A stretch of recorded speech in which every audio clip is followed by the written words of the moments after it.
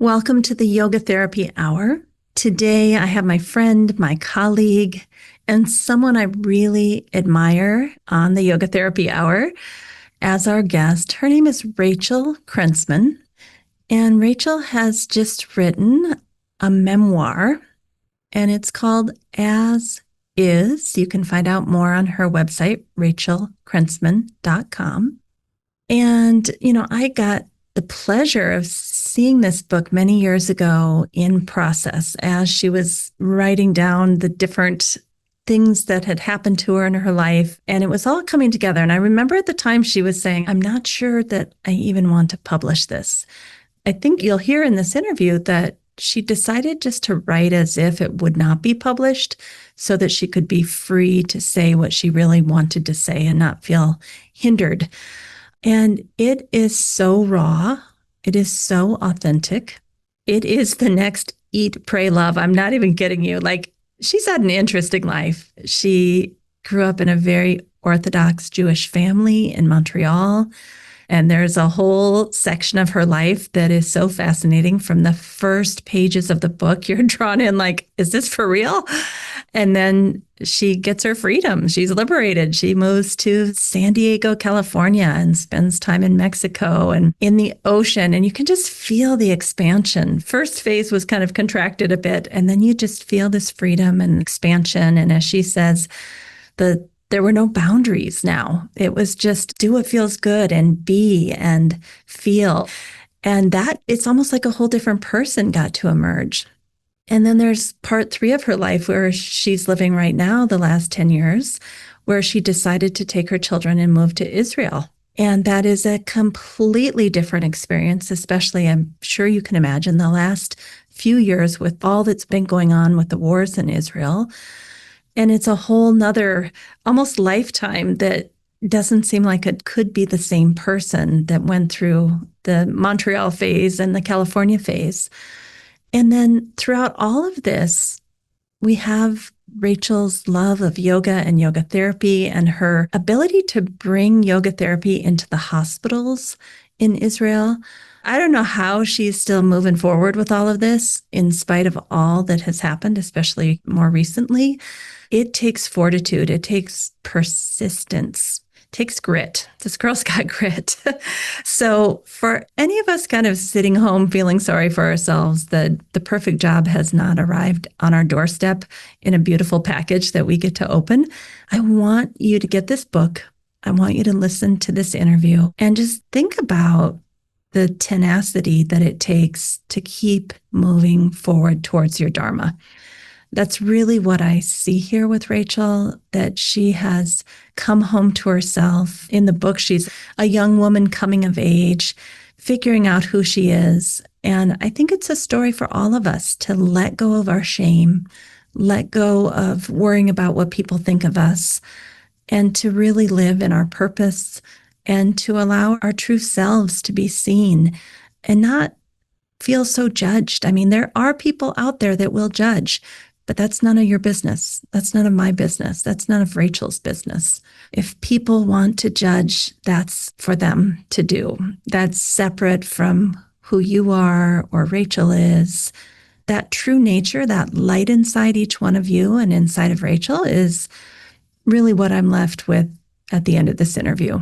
That there's something much deeper than our stories. So even though the book had a wonderful story and it may become a movie one day, it also reminds us we are not our story. So I am so happy to introduce you to Rachel, and I hope you really enjoy this interview. Hello, everybody. Welcome to the Yoga Therapy Hour. This is Amy Wheeler. We're in the second half of 2025, and we've spent this entire year telling stories of health, healing, and beyond with yoga therapy, yoga, and Ayurveda. I hope you'll join us for the second half of the year, where we hear people who are courageous and generous and authentic and kind, telling about their life experience so that they can help others out there who might be going through something similar. Let's get into season 9 and hear more stories about people just like you. All right, on to the show.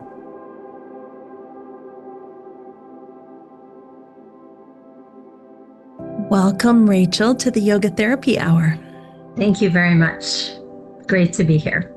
Rachel, where are you joining us from this evening? I'm joining you from Ra'anana in Israel.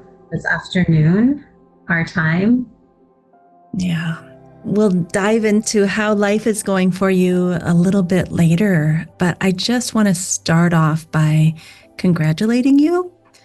You have a new book out that is called As Is. Yeah. And I'm just blown away. I don't know if you remember, but you had allowed me a couple of years ago to kind of read some of the earlier drafts. And at the time, I was like, wow, this woman is so brave and so courageous. I was like blown down. But now, in reading the whole book and how it's turned out, I'm even more in awe. I'm seriously almost like breathless or speechless because it's Wow. emotional. Yeah. It Whew. was really hard to write. Tell us about how you're feeling about this release.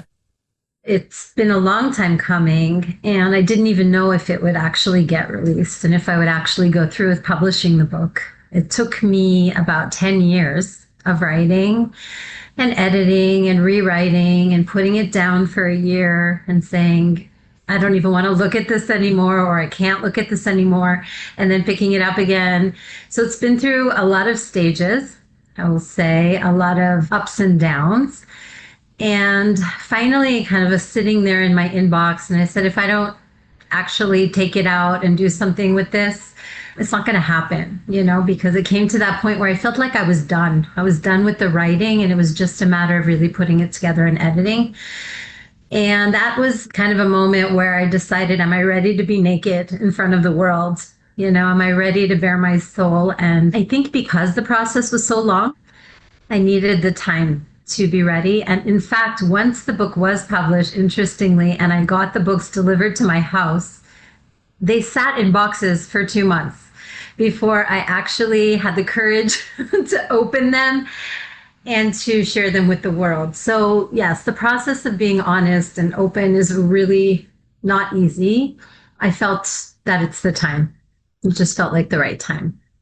I love what you just said about being open and honest is not easy. I mean, that's really the thing I took away from the book is maybe some of us don't have as interesting of life as you have had, but I've rarely known women to be this honest and open and allow themselves to be seen naked, not just on the cover of the book, but metaphorically, mentally, emotionally, spiritually. Like you laid it out there for all of us to get honest with ourselves and for all of us to not feel shame. Mm-hmm. Like, big deal. If Rachel can do it, we can do it. You can definitely do it. I'm not anything special. It's just that I think yoga really helped me a lot in the process of not identifying as much with my story so that I could separate me from the story that I'm telling. In other words, I think the process of practicing yoga for 25 years and being in yoga therapy, and then, as I talk about in the book, going into somatic psychology and really mind body healing, helped me realize that I was doing the best that I can with the tools that I had. And a lot of my defenses and things that habits and patterns that I had, which we learn in yoga therapy and in yoga philosophy, didn't identify me or didn't define me. They were what I used and what I needed at the time to survive in a difficult situation with the tools that I was given. And so as I continued to separate a little bit from the shame, I guess, of being me and having the thoughts I was having or the behaviors I was having that I wasn't happy about, as that started, there was just more space. Then I said, okay, this is now a story. And that was part of my process of writing it, was the process of saying, this is my story. This is the story. This is not my essence. This is not who I am. Who I am is what I find, when I step on the mat or when I have time alone in nature or when I'm my best self. But the story can live as a separate thing and it doesn't have to define me. And I hope that it helps other people who are living with, difficult feelings addictions, patterns. I hope it helps them see that that's not their story, that they're sort of, coping the best way they can, and that there is a way out, and that they shouldn't feel ashamed of who they are. And quite a story it is. I mean, I hear what you're saying that there is a part of you, as we know in yoga, that is all knowing and free of fear and attachments and aversions and ego identification, that there is an eternal part of you, a bright light. And your story is so fascinating and interesting, and it just draws us in from the very start. So, like, both of those things are true, right? So, your story, if we go with the Prakriti side of it, is really a young woman coming of age. And one thing that struck me as I started reading the different chapters of the book and I started writing it down is this story, this part of you, in relationship to so many different men in your life that have had positive influences, not so positive influences. I just started writing down their names and I'm not going to read all of them, but wow, I realized that as you're coming into your maturity and you're being a woman who believes in herself and knows who she is and can stand on her own 2 feet, it's always in this juxtaposition to your father or one of your husbands or maybe even your sons or Adil, your yoga teacher. Like, it was so interesting to see you go back and forth between here's a really important relationship in my life, and then here's who I am as a woman as a result of that. Did you see that pattern when you were writing it? Oh, yeah. I mean, it's funny because I have two sons and I'm remarried now, and he has three sons.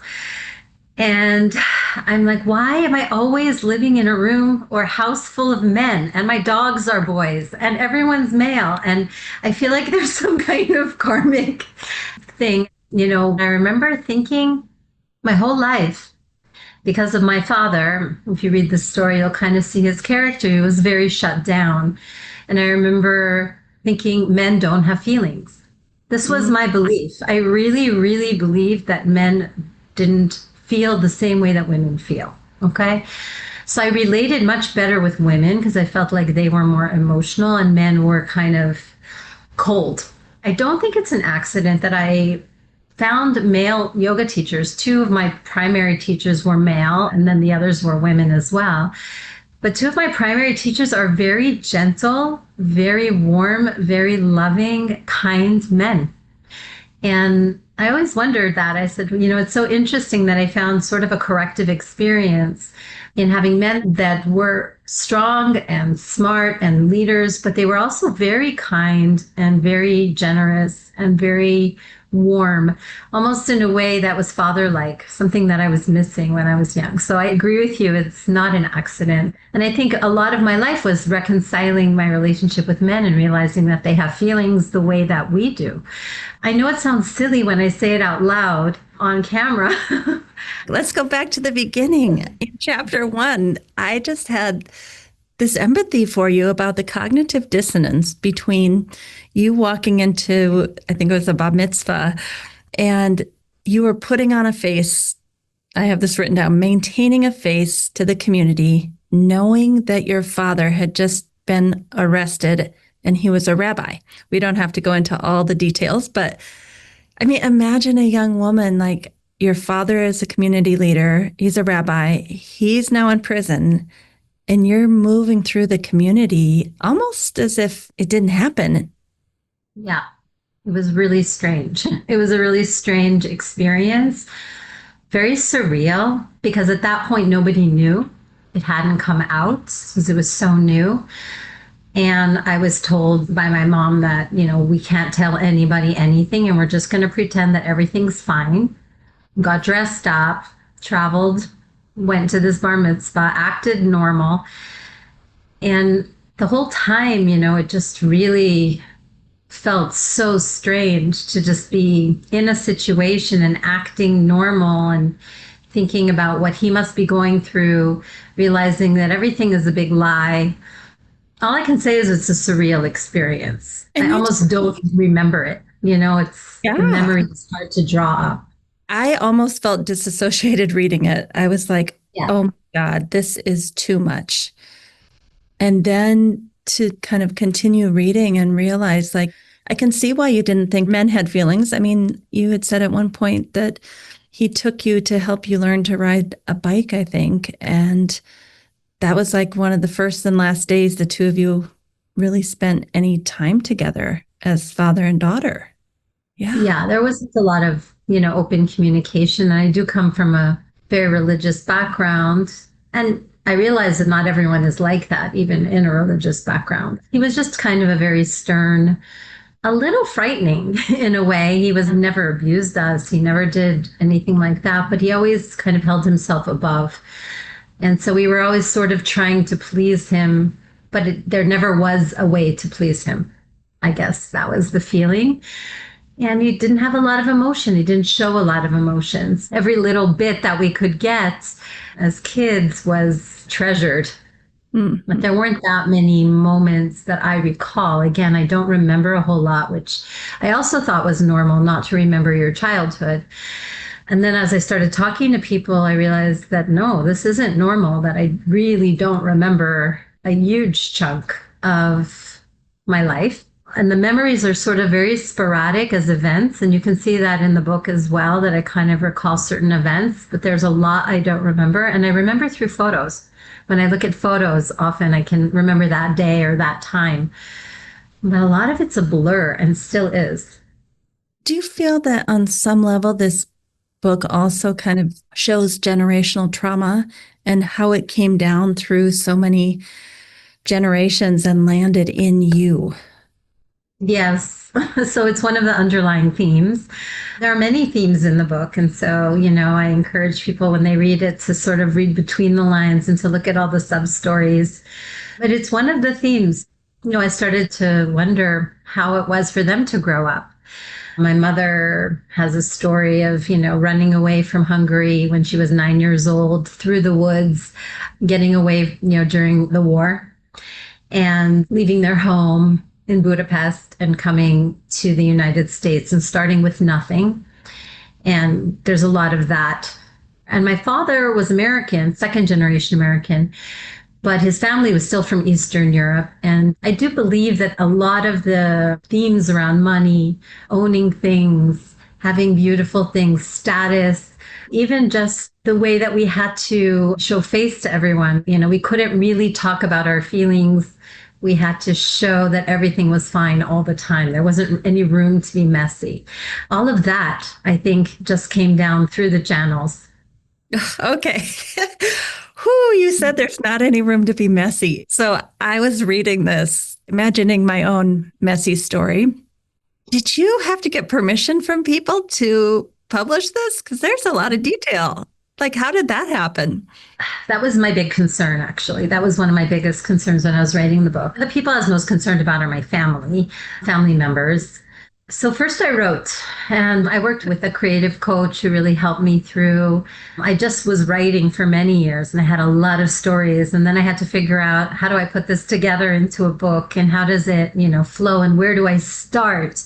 And do I tell it in reverse, or do I tell it in little vignettes, or in a real timeline? And so there's a lot that went into kind of putting it together. But I was told, just write, don't worry about it, because we didn't want to put a lid on things. I didn't want to be cautious when I wrote, just for myself. And then I worked with editors and worked on things that we could tease out or things that we thought were too much, to try to make it as neutral as possible. So it's not just my feelings, to kind of realize how much of it is my feelings and how much of it is my story, to be more descriptive and less tell the reader how to feel. So that was a tough one. And then after I went to my son, who was most important to me, my oldest son, and kind of said, I'm doing this. I'm giving you the draft. I'm going to publish it. But if there's anything you're not comfortable with, I want you to let me know, because I didn't want to ruin our relationship. And I did that with a few people. And that was scary. It was really scary. I started with my siblings because they were safer to have them read it. And then I was ready to give it to my son. And then eventually I gave it to my mom too. Wow. So there were a lot of hard conversations that came up. It's so brave. And, I had written some things similar where you just get vignettes, and I showed them to some of my family, and they all said, hell no.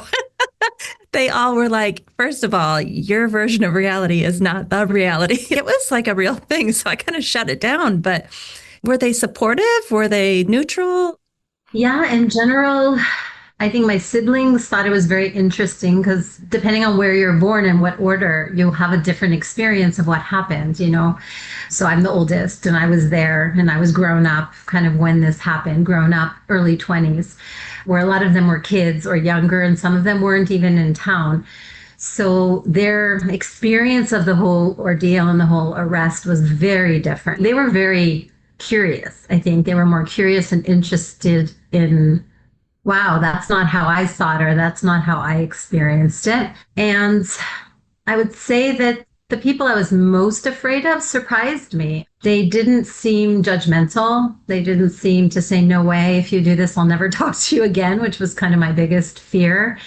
And when I got the courage to show them, I said, listen, this is my perspective and it's my story and it's my truth, and I'm going to tell it because that's what I have to do. And I know that it might be hurtful and some things that I say may not feel good, but this is how I experience things. And somehow it worked out. We had some difficult conversations, but nobody said, if you do this, I'm going to write you off. I'm never speaking to you again. There wasn't too much resistance. I tried to keep the story a lot about me. Mm-hmm. And the truth is, I don't think I make myself look amazing and wonderful. I think that I write honestly about, my faults and roadblocks and things like that.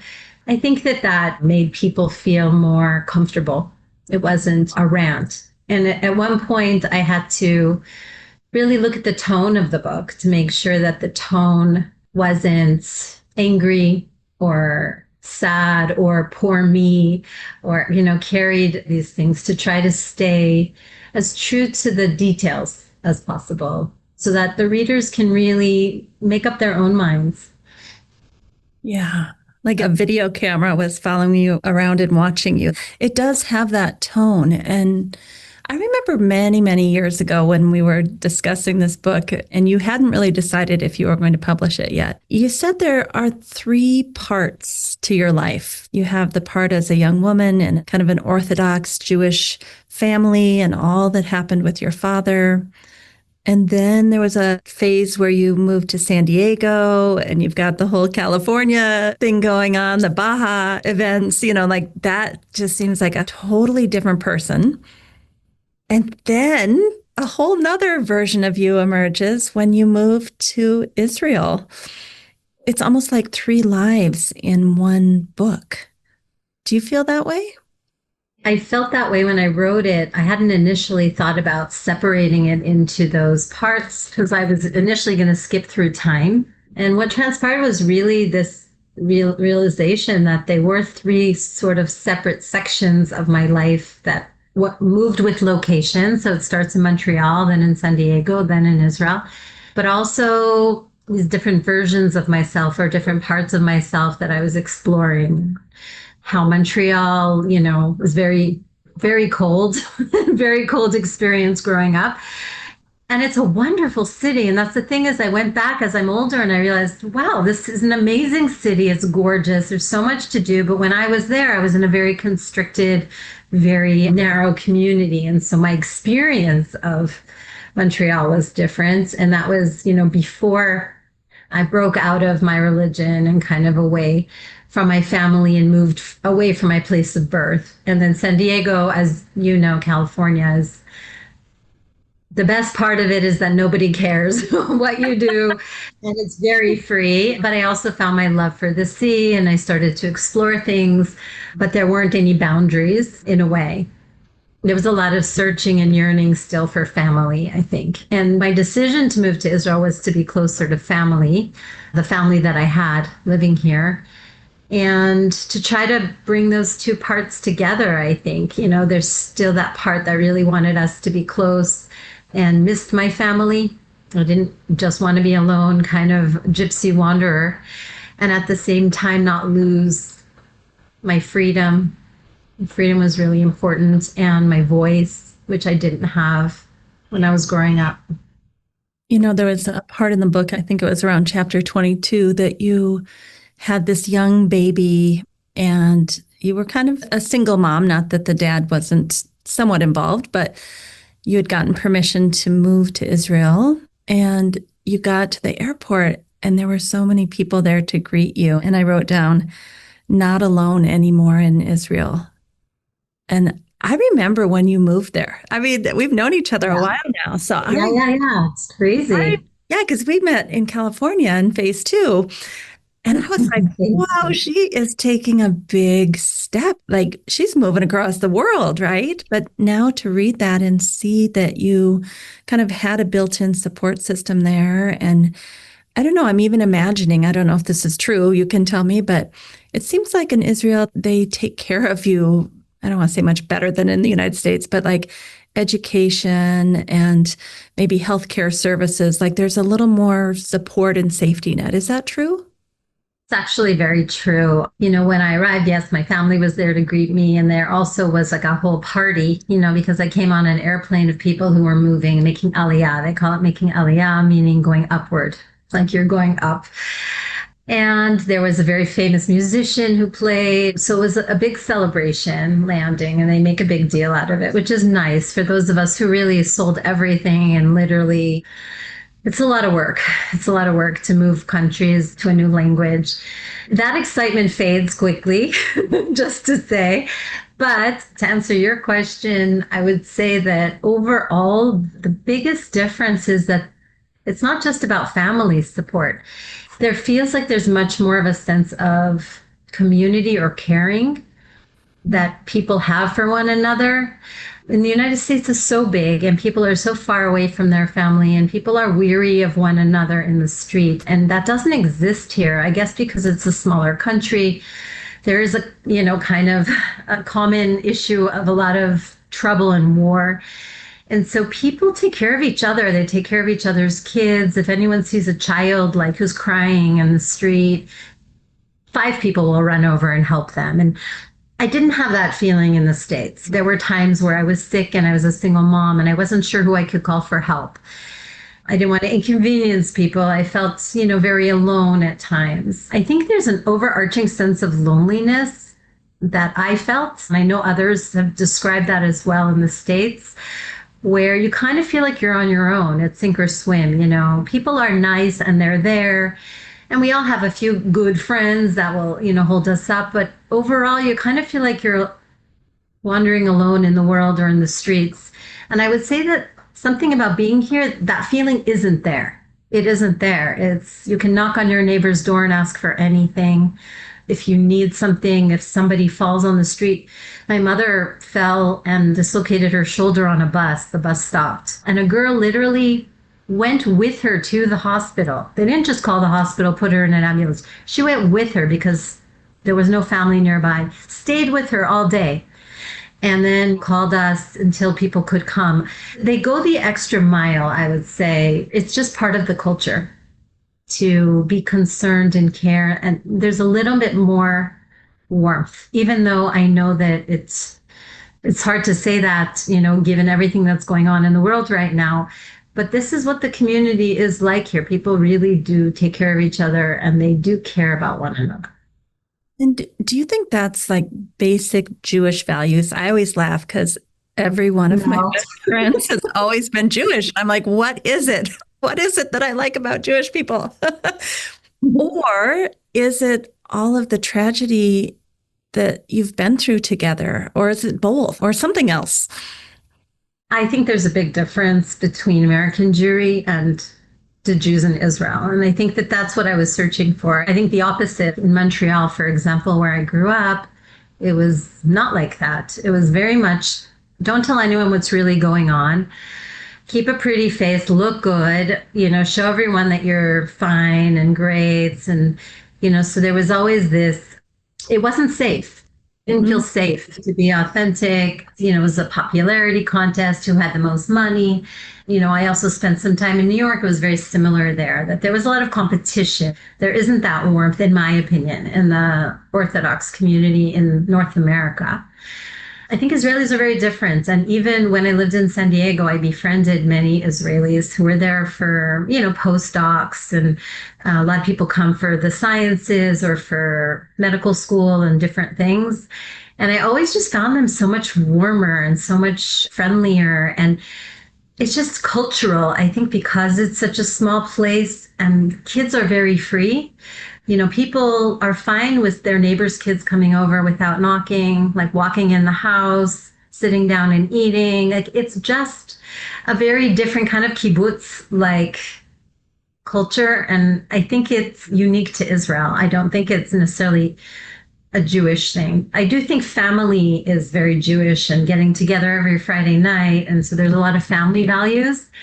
But the extra warmth or the extra connection, I think, that I feel is different. I think it's cultural rather than religious. Mm.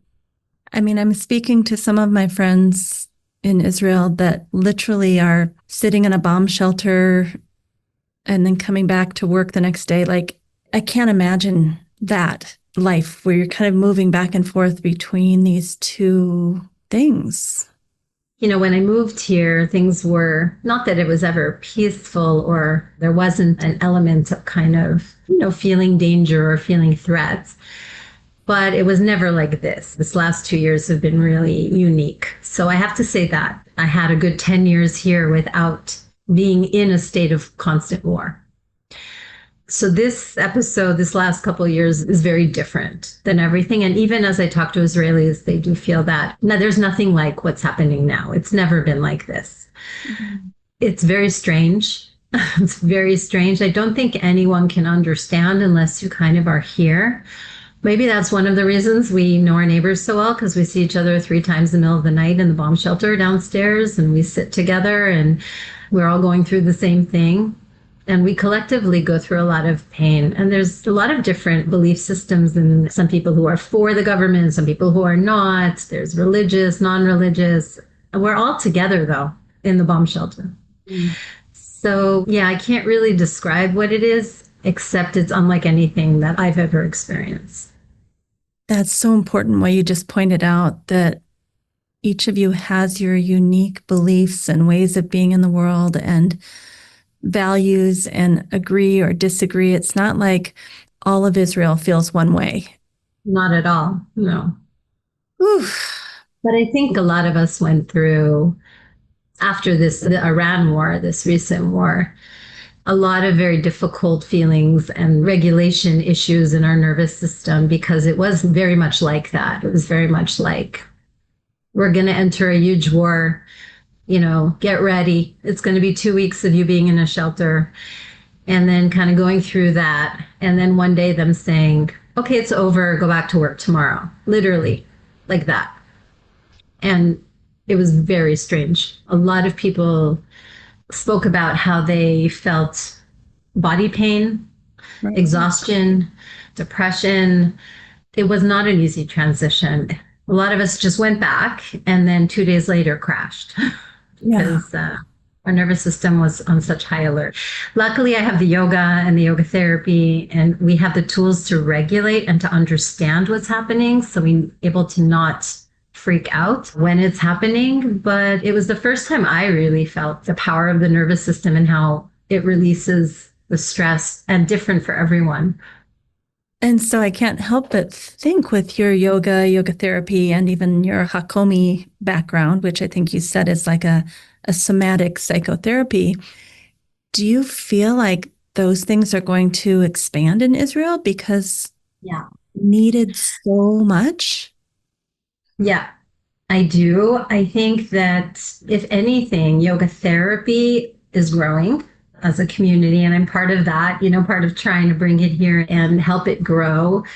And it has been growing, but now it's more relevant than ever, because it's the one thing that really works with the body, with the mind, and with the nervous system, and with the spirit at the same time. And everyone is traumatized. Everyone. So there's no one who doesn't have some form of trauma at this point, some more than others, and usually a physical injury or a disease or something that they're going through or grief from someone that they lost. And the losses are very close to home.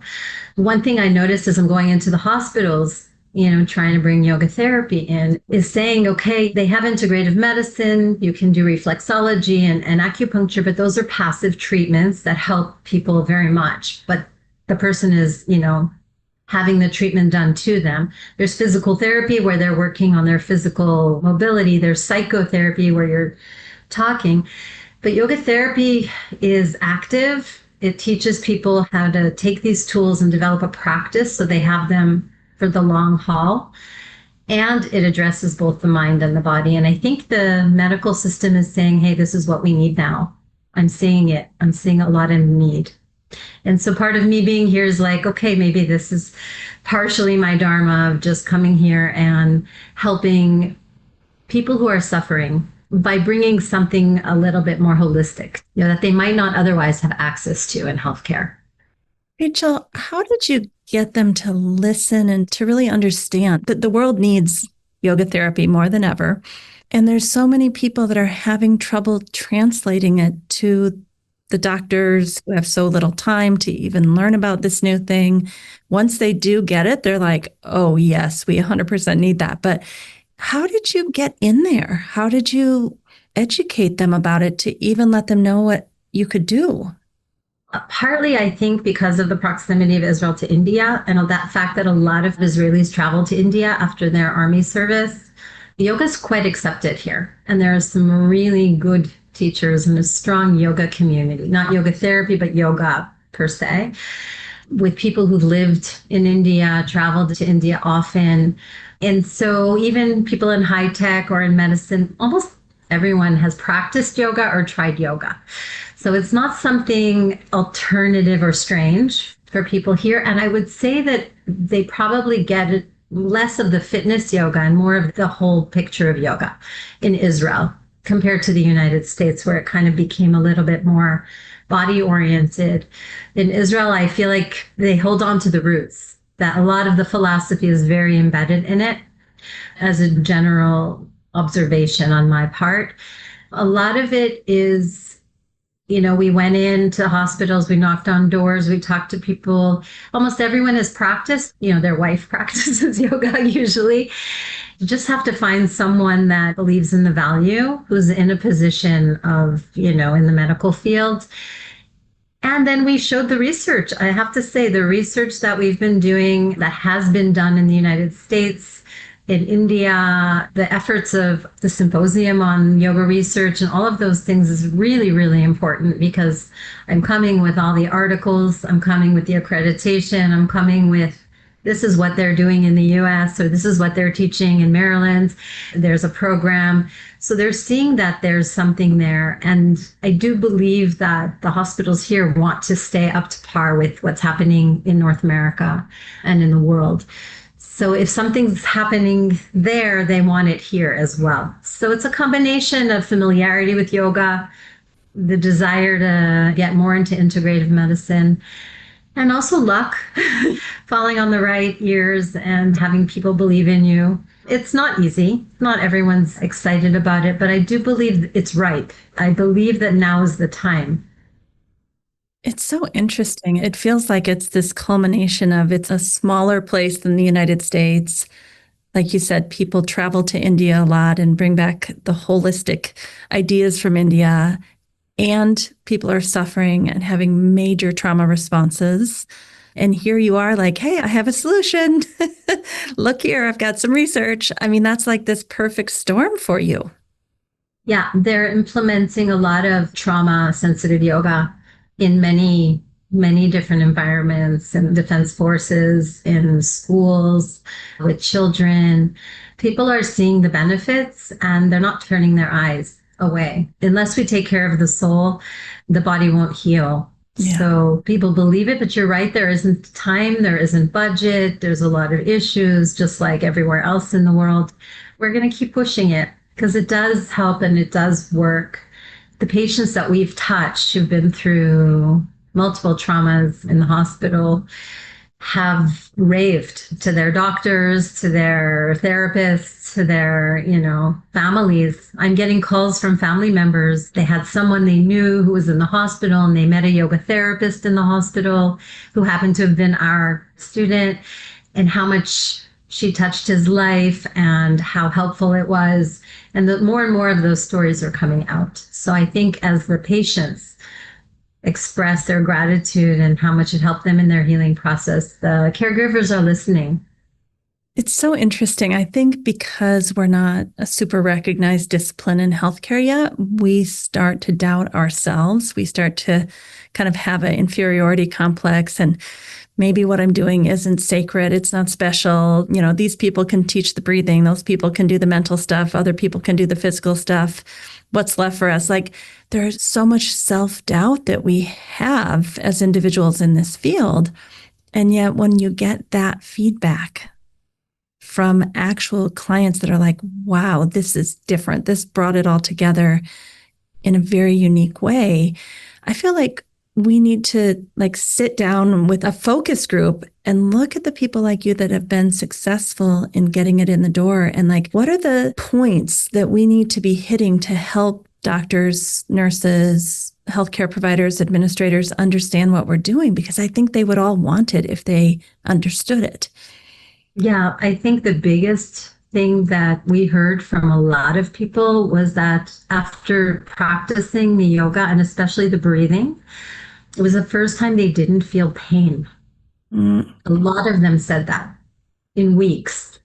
And then, we had one patient say that they were, crying in the middle of the night in their room, hospital room, and they wanted pain medication. And their neighbor, they had someone in the room next to them. And she's like, remember what you taught us to do in yoga? Remember, let's breathe. And they breathed. Stories like this. And then she didn't need the pain meds. Things like that. We're hearing a lot of those success stories. When we speak to hospitals and healthcare, we have to talk in terms of results. How does this help the healthcare system? But if we can prove maybe less pain, less need for medication, improve mobility, shorten length of stay, kind of looking at outcome measures and getting better at proving that. And that's what we're trying to do now, is to get little pilot research projects or questionnaires out there and start to come to them with, see, this is going to improve outcomes, save money, improve quality of life. Yeah. Those are the things that they want to see. Yeah. Yeah. I want to read a little part as we come close to the end here from your epilogue that really touched me. So do you mind if I read a little bit? Not at all. Go ahead. Rachel says, yoga originally provided me with a safe place to befriend my body and to start to feel some semblance of peace with non-doing. I would enter a yoga class with a storm of thoughts and anxieties, which somehow quieted by the end of class.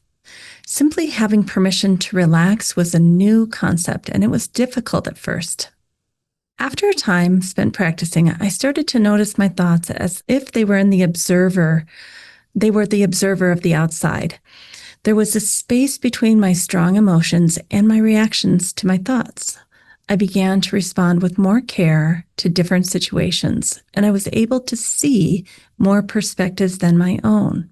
I was able to be less focused on myself and more present to others, especially my children. I wasn't sure how stretching and holding poses led this to happen, but there was a clear and obvious change. Soon, I started to be able to face difficult emotions. I was able to feel deep sadness without too much judgment, and I craved time alone. Sometimes my feelings were downright awful, but deep down, I knew I needed to embrace them. I loved that part when I got to it. So simple, but that's exactly what happens to us. We need to somehow figure out what that chain of events is, because I think you really clearly were able to articulate the experience that so many of us have had.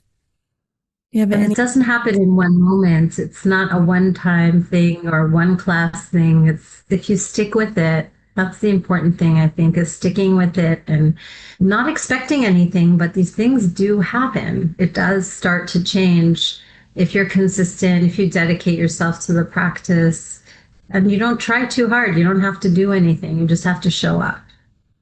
It's interesting that you say that. I was talking to a pretty major researcher from the University of Minnesota recently, and she said, Amy, we don't need studies that show an hour of yoga can make you feel better, or even 6 weeks of yoga can make you feel better. She said, we need to see what happens to people over decades. And I was like, whoa. So, like a longitudinal study over how we shift and, measuring every year, maybe over 20 years and see how we shift. That planted a seed for me. I thought that was super interesting. I agree. I mean, I know we all feel better 1 week, 6 weeks into it, but you're right. I think the more meaningful changes take time. Think about it. I'm practicing 25 years. I'm still working on things, but I'm not the same person that I was. And I do believe that a big part of that is owed to yoga. And even just to be able to go into psychotherapy and to benefit from that required me to kind of quiet my mind enough to be able to feel things, because what I did was numb out, just stay busy, move, not stop, just keep going, keep working, keep producing, and didn't allow myself time to feel because it was painful. And so I do think if I hadn't practiced yoga, a lot of the benefits of psychotherapy or benefits of, even talk therapy, I wouldn't have gotten the same benefits. Yeah. So, Rachel, is there any last words of wisdom or anything you'd like to tell us about your book? Because I really feel, maybe I'm overstretching here, but I really feel it has so much potential to go outside the yoga community. I feel it could be made a movie. I feel like it could almost be like Eat, Love, Pray. This was a good story. Do you have any thoughts, or are you just kind of staying with the fact that, okay, I released this book. Let's just stay here for a moment? No, I actually thought the same thing. They came out with another movie on Netflix a while ago, Unorthodox. I don't know if you saw that one, which was really interesting. Similar, again, different story, different type of Judaism, much more extreme. But I don't think it's a yoga story. That's the truth. I think that yoga is a big part of the story, and that it's what helped me not identify with difficult emotions, with shame, and helped me get out of some destructive patterns. But it's not a yoga story, it's a human story. It's a story of coming into life and getting handed your cards, born into whatever family, whatever culture, whatever language, whatever sex you are, and having a messy start and, noticing that I'm doing this and it's not working. And eventually it takes time to notice patterns because, you They're only patterns. notice it's a pattern once it's happened many, many times.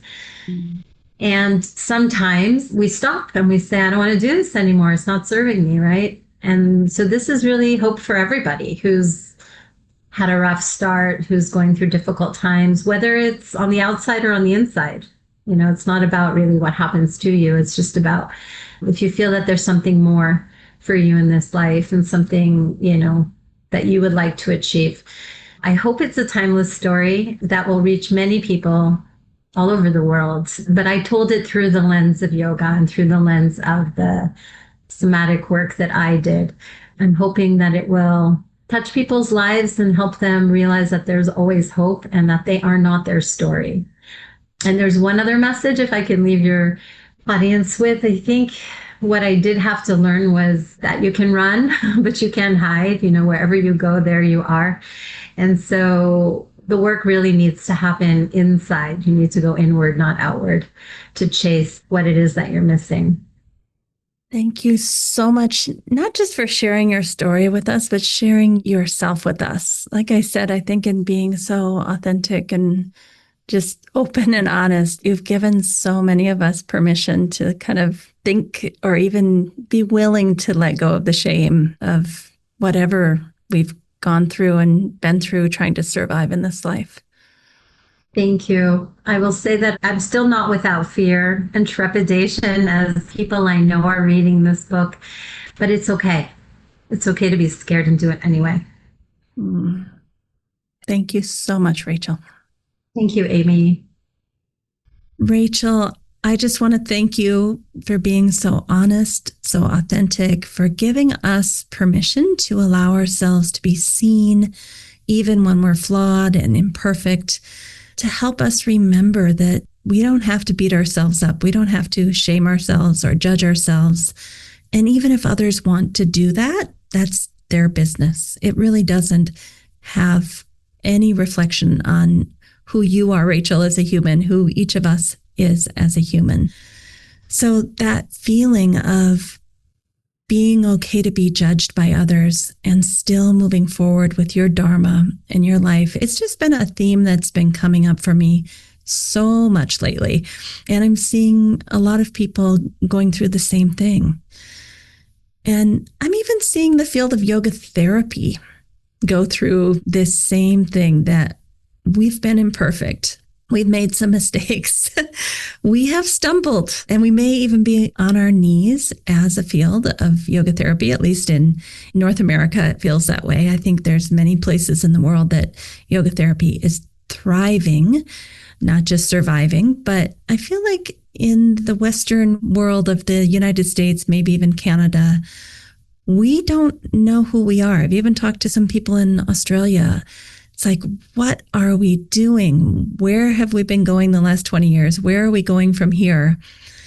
And after listening to Rachel's story, I just have this little bit of hope that yoga therapy is not dying, is not dead, it's being reborn. That's what Rachel's story made me think while I was interviewing her. I'm like, wow, Rachel was reborn multiple times. And then I thought, yoga therapy has to let some things shed. We have to shed before we can be reborn. And I think we're really at a critical juncture here where we are being reborn. So I ask each of you to have that faith, to not feel shame, to not feel judged, to not think we're through and why have we done all this and we're so terrible. No, yoga therapy is goodness. It's benevolence. It's what the healthcare world needs. We just have to find a way to explain to people all that we're able to help them with. And so we are being reborn like a butterfly. It is a painful process, and it's happening. It's happening. Thank you, everyone, for listening, and we will see you next week. Thank you for listening to the Yoga Therapy Hour. We appreciate you as our listeners, because without you, there would be no Yoga Therapy Hour. It's your comments, your calls, your emails, your texts of support and well wishes and affirmations that keeps us going. So don't feel hesitant to give us a review if you've been enjoying the podcast. Go wherever it is that you listen, find the review section, and let people know how much you love the Yoga Therapy Hour. It's a small thing that you could do for us that would help spread the word of goodness, benevolence, and help us help all the people out there to suffer less. All right, everybody, have a great week. We'll see you next week. Thank you for listening to the Yoga Therapy Hour. We wish you a wonderful week. We hope that somehow, in a small way, we've contributed to your well-being so that you can go out and share that well-being with others. That's what life is all about, bringing in the goodness through you and then shining it out to the world. We need you more than ever. So let's all get out there, do good, be good, and have a great week.